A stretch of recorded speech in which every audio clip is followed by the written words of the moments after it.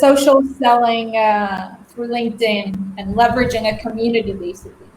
Yeah, leveraging a community for social selling. Okay, yeah, that is the topic exactly. So I think before we begin, why don't you speak about yourself? I'll share with you a little bit from my story, from my background, really in short. So I was born in Georgia, the country, not the state. I have to mention that the country near Russia. And basically, when the Soviet Union collapsed and there was big trouble in the country, my parents came to Israel. To Tel Aviv. There are a lot of opportunities here for young people, especially in high tech. So growing up, I kind of grew up in this tech bubble, in this very international bubble. My parents were traveling a lot for work. They had their business partners coming over. So since I was a child, I got exposed to a lot of that exciting tech startups and initiatives that were happening in Israel.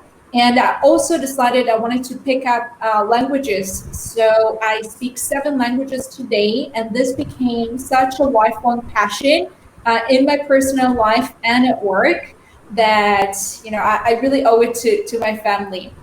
So fast forward a few years, I went to an international university in Tel Aviv. It's called the IDC. So you had students from all over the world. I was like, you know what, that's it. I'm sure I want to do something that has to do with working with people, and I want to leverage my understanding of different cultures and languages. So that's how I ended up in sales.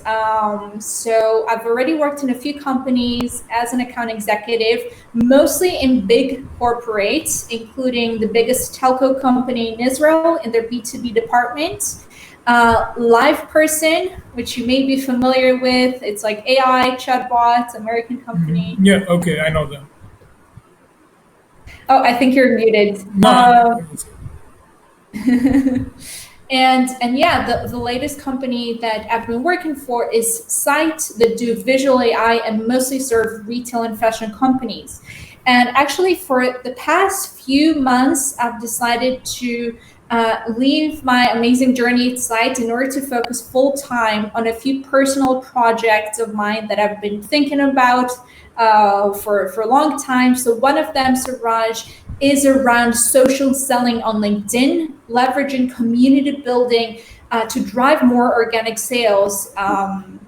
So I'm essentially empowering and helping small business owners, startups, consultants to leverage this amazing platform. And lastly, to answer your question with regards to overachievement in sales, so look, when I joined different sales teams, I felt like in many cases there wasn't a structured sales enablement process. Meaning training was kind of, you got some training in the beginning, and then it's like, okay, go jump into the deep sea. Good luck to you, and yeah, you have to meet your quota, right? So I kind of became obsessed with teaching myself whatever is out there. So I started reading a lot of blog posts, whether it's Sales Hacker, HubSpot's blog posts, which are great, podcasts, YouTube videos. So since a few years already, I'm kind of obsessed with everything that has to do with SaaS sales, especially focusing on the account executive functionalities. So a lot of it is actually self-learning, self-teaching, and testing different things, which I think is what helped me reach the 1% in pretty much each team that I operated in. And yeah, so that's in short. that's super impressive. And what are those 7 languages that you speak? Super curious to know what the collection of 7 might be. Sure. So at home, we actually speak 4 languages. We mix everything. So whenever my friends come to my house, they're like, what's going on here? Like, what language you guys speaking? So it's Georgian. There is a language like that. Russian, Hebrew, and English. And then I took 3 Latin languages. So I started with Spanish, then French around middle school, and lastly, my beloved Italian, which is my favorite language ever, favorites, everything, culture, food, music. So yeah. That's super interesting. Very nice. 7 languages. That's a lot. That's a lot of languages. I think I can speak 2. I can speak three. I can speak three languages. Okay, I know three, but I'm not good at the third. Like not very good. But that's interesting though. Seven is a lot of languages. Okay, that's super cool. Very interesting fact. I don't think I've met a lot of people who know seven languages. Okay, that's super interesting. And yeah, I don't think it's also easy being in the top 1% in sales. Like I think it's a job function people think is super easy, but like as you get deeper and deeper into sales, you realize how hard it is. When you enter, it might seem like the easiest job on the planet. Hey, all you have to do is fire a few emails at people and coordinate a few communications from here and there. But it's really more than that. It's it's pretty difficult. I think being an entrepreneur, I've always been in sort of sales because you always have to be selling as an entrepreneur, whether it's to your own employees, to your investors, to whoever it is, your advisors, whoever you meet on the street. You still have to explain to them, oh, you're an entrepreneur. This is what you're trying to do. So you're always selling. And yeah, I've found it hard, and I'm learning the intricacies still. I'm still sort of earlier in my journey, but one thing that just like you, what I've realized is the power of community and sort of building the community of people around you who sort of vibe with what you have to say, who align with your interests, and who share the same value system as you do. I think that's very important for companies and even for individuals on an individual level. Also, building a community around yourself or that you're a part of is very important. So, why don't you share a few things that you've learned about building communities on LinkedIn or maybe other channels and how that can be leveraged as a means of inbound sales? Yeah, definitely. So, a small confession, I've always been a heavy LinkedIn user, right? So, working in sales, this is just such a great channel to leverage in between phone calls, emails. There was just something a lot more personal there, like a direct connection with whoever it is that you're working with or trying to work with. So I was always on LinkedIn, but I wasn't actually sharing content except for that occasional, my team has achieved this and that, hooray, and everyone is like celebrating that. I wasn't really out there. And then actually it was earlier this year, I started seeing companies, especially like Outreach, Gong, that, names of SDRs or account executives would pop up and they would write really cool posts. And I was like, interesting. What's going on here? And then COVID hit and the whole world is a mess. Networking is, limited to digital. There are no conferences, no on-site meetings. So everyone kind of drove more into digital, and we see this LinkedIn usage has gone up, is going up. And something really interesting is happening on this channel, right? It's actually becoming a social media network, meaning it's not just a place where people would put their CVs and apply for jobs or share that occasional, fundraising post, for instance, but it's a place where people share personal stories, day-to-day stories, insights, funny things, memes and whatever it is. So LinkedIn has been going since earlier this year through a very, very interesting transformation.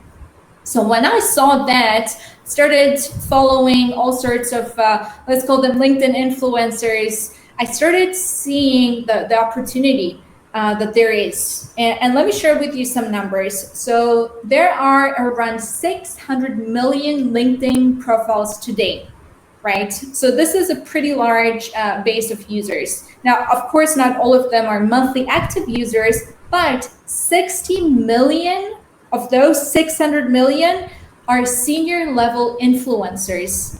Okay, we do not have this access to such influencers or any other platform, whether it's Facebook, Instagram, TikTok. So this is pretty mad. But then if you look at the amount of people, amount of content that's being created for this audience on a weekly basis, only 0.55% of users create content. So yeah, this is pretty mad. So you don't have enough content to distribute to kind of spread around. So whatever it is that you put out there gets great organic reach. So this is a sort of opportunity there is on LinkedIn today in a nutshell. And there are three things that, from my perspective, really elevate this platform, make it very interesting for community building, for B2B, especially for SaaS providers. So number one is the mindset. People, when they go in LinkedIn, typically this is when they're working, they're more open to learning about new solutions, new providers, new companies, products. They're the sort of learning and networking mindset. Number two is a networking etiquette. It's totally okay to drop a connection request to a total stranger and just start chatting about some interesting thing you have in common, or maybe you'd like to learn how it can help you or you can help him. That's fine. If you do the same on Instagram and Facebook, it's probably going to be a bit awkward just sending out friend requests to random people. And the third one is, of course, the user base. This is the most educated, influential user base that we can get access to on a social media network. So due to this opportunity, I decided to further investigate into how to properly build a community, whether it's around your company or whether it's around yourself. Three main benefits that I see on the LinkedIn platform. Yeah. That's awesome. And definitely, I think you've obviously been doing a great job with creating a lot of very informational content for people in sales, whether they're SDRs or account executives. I think I've found a lot of value in your content.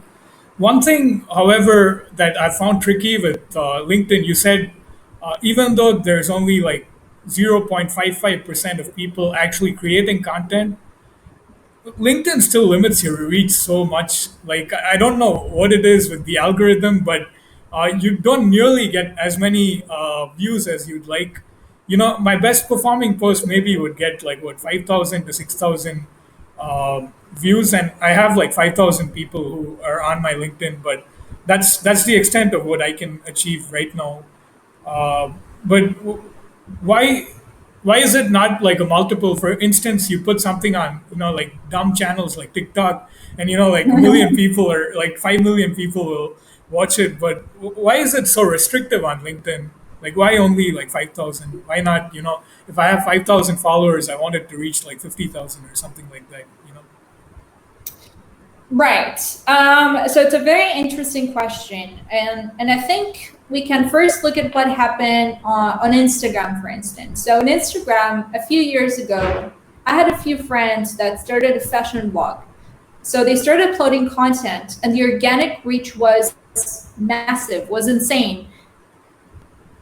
They managed the community without paying for advertising of a couple of 100,000 just from that organic reach. But then once more people joined, more users joined, more content was already uploaded, Instagram tweaked the algorithm so that if you wanted to stay in the game, you had to pay to stay in the game. And this is what's happening with Instagram today. Organic reach is like almost nothing. It's very, very hard to build a community there simply by uploading content that's even good. You would probably need to invest good dollars into that.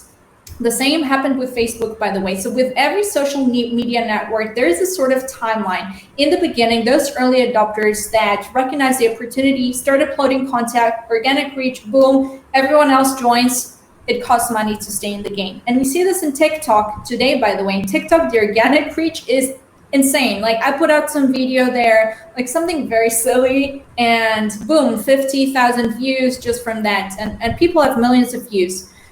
With LinkedIn, actually, if we looked a few months back, those that were producing content, sharing content, had insane organic reach, but it's changing already, meaning there are more people that are joining our party, let's call it. So the algorithm keeps tweaking it. But there's one important point here to mention is that as far as we understand, LinkedIn algorithm doesn't just take into account a single post, but it looks at the sequence of the posts that you uploaded. So let's say you had some good performing posts and you posted consistently, it's going to start pushing you more. This is why you see people that maybe sometimes don't upload the most amazing content, insightful stuff ever, but they keep getting a lot of exposure. That's because the sequence tends to perform. So they don't look at it at individual posts, but rather than your consistency. And this is why we keep mentioning that it's very, very important to create a content machine, keep uploading every day, just push it out so the algorithm will promote you more, if that makes sense. I think that's valuable for sure. But I wonder why my sequences are still not doing well because, man, it's been like 2 weeks of firing one after the other. No, I'm just kidding. I don't do it for the views. I do it because uh, even if like 5 people can be influenced by what I'm trying to say, that's enough for me. But if it can have a deep impact on even 5 people, I think it's a lot. Like just think about you or me, for instance. We're just like one person, but think about our networks itself. For instance, like if I'm able to influence like 5 people on the planet very deeply, like let's say they have an average network of like 1,000, and they give me a shout out, for instance, or maybe like they're speaking to another person and they tell them, "Hey, I really enjoy this guy's content, and he's very valuable in what he says."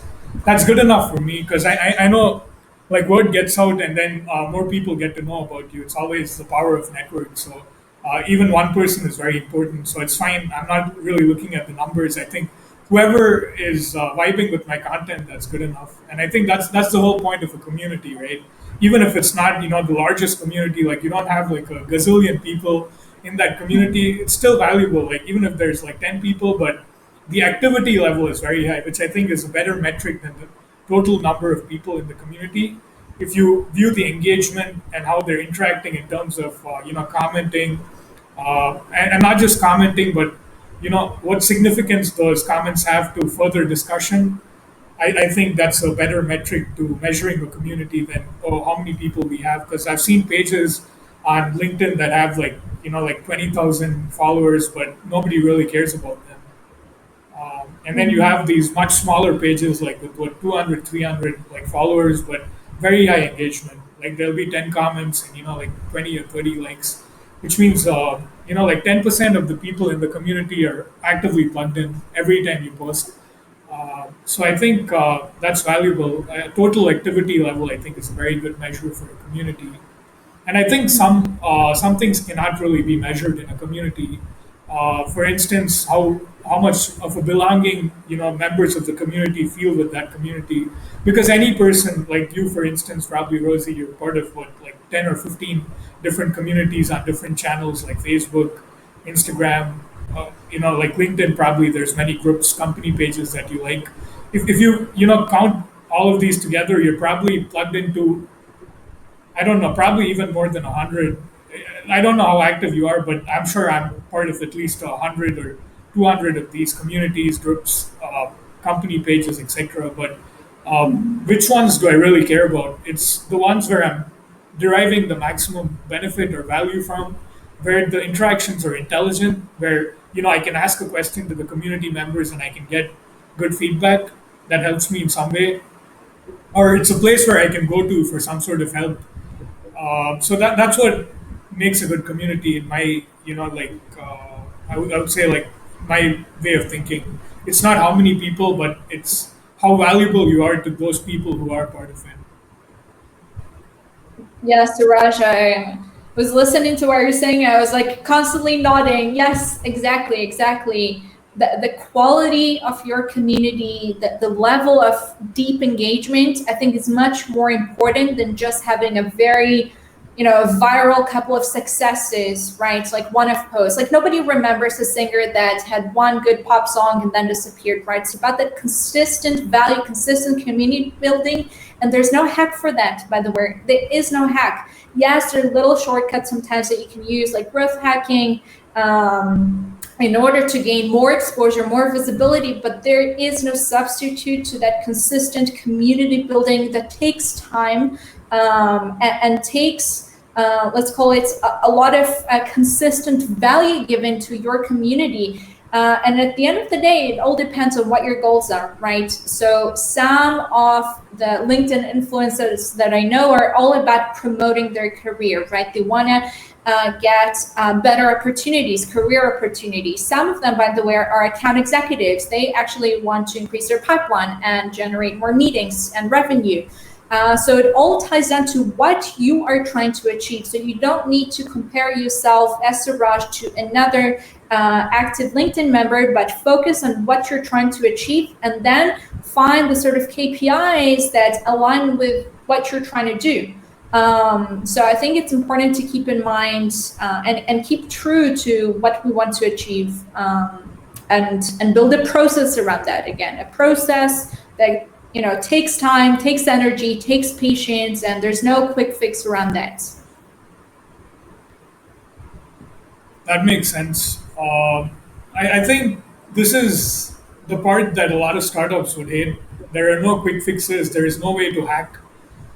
Like, yes, you can try a few things to help you gain visibility and like a little bit of market share, but actually building a brand, I don't think there's a hack to build a brand. And I think the ultimate growth hack is to build a brand itself, and which requires a lot of consistency and hard work. And this is the part that a lot of startups and SaaS companies hate. They think they can plug in a few machines, they can track a few numbers, they can measure like these 5 things, and then all of a sudden, man, 1 million ARR, 10 million ARR, 100 million ARR. But that's not how things go. If it was so easy capturing market share, then everyone would be doing it. I think it happens over time, and I think consistency, and also it's not like, okay, this quarter I'm going to make a lot of content, and I'm going to hope that this quarter's content gets me like this much in sales. That's not how it works. Maybe the people who interacted with your content like 3 months back, they bought like a year later. So I think that long-term mindset is something that people should sort of develop in marketing and community building, and just in general social selling. I think that is what's lacking. Like, people think, okay, instantly I'm going to put this thing out and somebody is going to book a call with me, or somebody is going to get into my sales pipeline. That's not how it works. It could happen like 6 months from now. It could happen 1 year from now. And maybe what happens 1 year from now could be a multi-million-dollar contract. Maybe what happens today is just like $50. They just bought a product or something, like, or something. I don't know, but you never know, and you have to be consistent. You have to play the long game with content. So I think having a content machine very important, and I really like those mindset related things that you spoke about. So in terms of content machine, of course you've been putting out a lot of good content. So what are some tips that you would like to share with the audience about sort of creating that content machine? Yeah, so that's a great point. And I would say, generally speaking, the process, as in with building any sort of machine, any sort of process, is to first build some foundation, then think about scaling it, and then optimizing. So a lot of people get it wrong, especially in LinkedIn. And I had a bunch of my friends came up to me and they're like, Rosie, I've been posting for like 2 weeks, but I don't see my numbers budging. And I'm like, just wait, you're still in the build stage.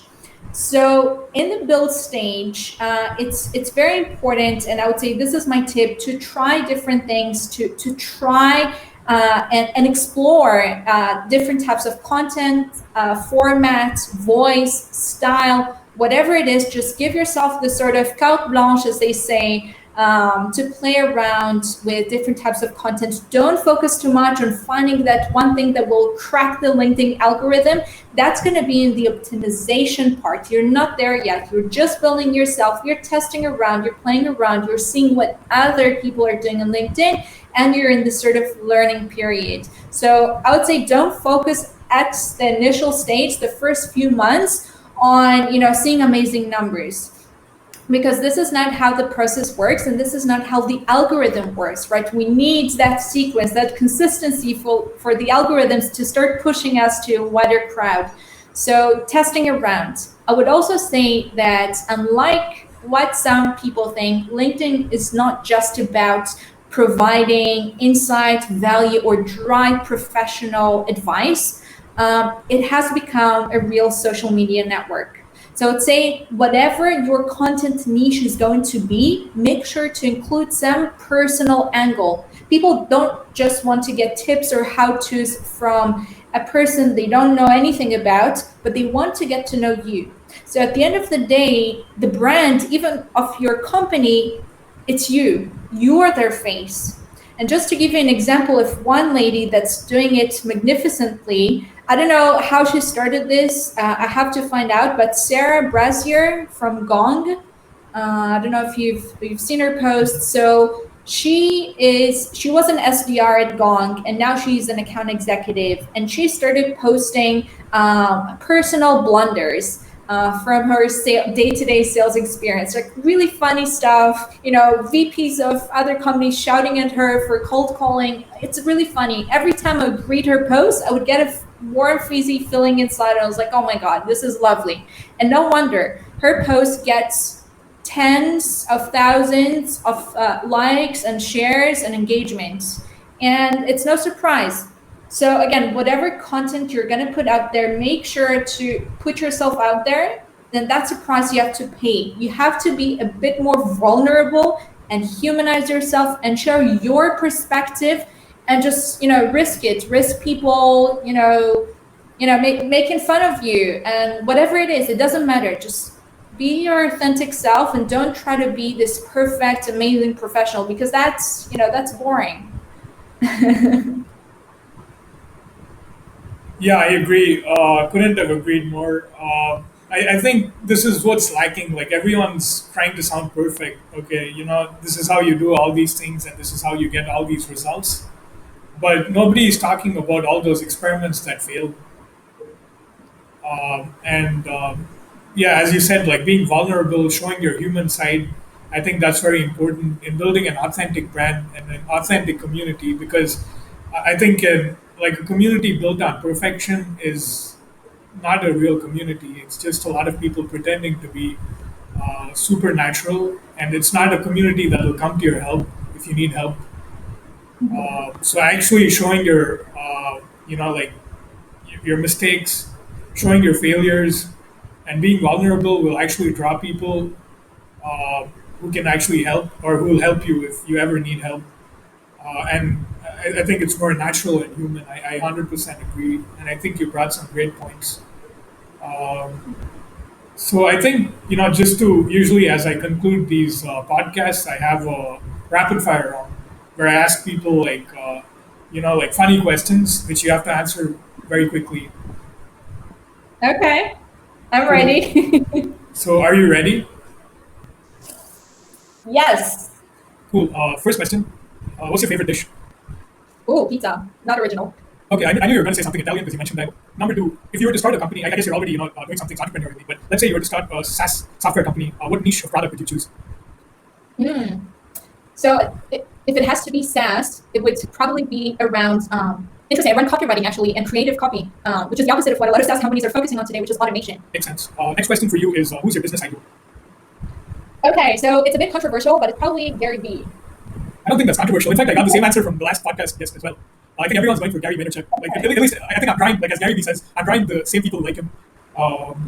Okay, between going to Mars and colonizing Mars and building real estate on Mars, or going underwater and building real estate underwater, what do you like? Which one would you prefer? Like, let's say you had to live underwater in a city like Atlantis, underwater real estate. It's still shielded from the world. You can still breathe oxygen, but it's underwater. You have to go into the deep seas, or going to Mars. Which one would you pick? Wow, that's a great question. It's a very tough one. So I would say that Mars is interesting. It's new, but I can't be so far away from my community, from my family and friends, and from music and dancing and pizza. So I'd probably choose to stay and live underwater and find makeup that can that doesn't dissolve in water. That's what I would do. Okay, interesting answer. Choose between a Lamborghini or a Tesla Model S. Well, I know the answer. To me, it's Lamborghini. I mean, yeah. I'm sorry. I love old school glamour. I love high heels. I love the '60s lifestyle. I like it. So yeah, hell yeah. Me too. I choose the Lambo, but that's only the answer probably. But of course, I care about the environment and all that is important. But personally, like one Lambo shouldn't hurt the environment that much. If everything else that I do is compliant with the environment and helping the environment, then I guess I can do one Lambo. Exactly. We all have to choose our sins, whatever it is. As long as we do okay, and the rest of things, we can choose a little vice to, keep us entertained and happy and passionate about life at the end of the day. So whatever it is for you, Lamborghini, I don't know, nice watches, flights. There's a whole movement now against flights. Like people take trains across countries like Europe and the US to avoid flying and helping the environment. But this is a bit extreme in my opinion. Yeah, it is what it is. But so thank you so much, I guess, for taking the time. I guess that's it. Those are the end of my rapid fire questions. Amazing. Like you answered all of them, like spontaneously almost. It's not like you had to think for a lot of them. That's awesome.